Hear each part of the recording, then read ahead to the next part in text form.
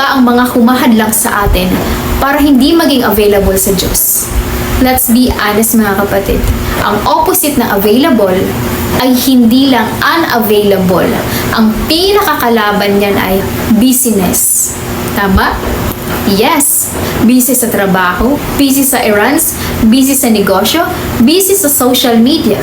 Hindi naman masama ang pinagkakaabalahan natin mga kapatid dahil lahat naman yan ay nagmula din sa ating Panginoon, ang trabaho natin, ang business natin. Pero nagiging mali lang no, kapag mas priority mo na ang mundo kaysa presensya ng Panginoon. Kaya kapag may nagyaya na, di ba, tara Bible study tayo.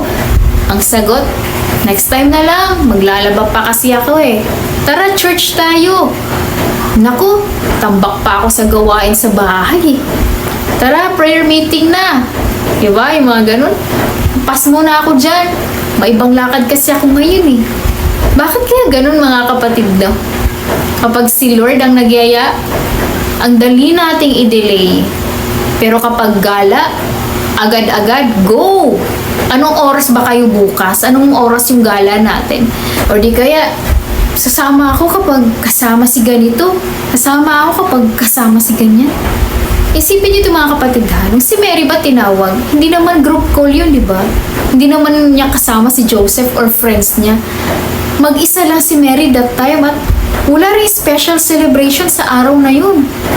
It was a normal day. Pero kahit ordinaryong araw yun, dumating ang divine appointment. Dahil available si Mary.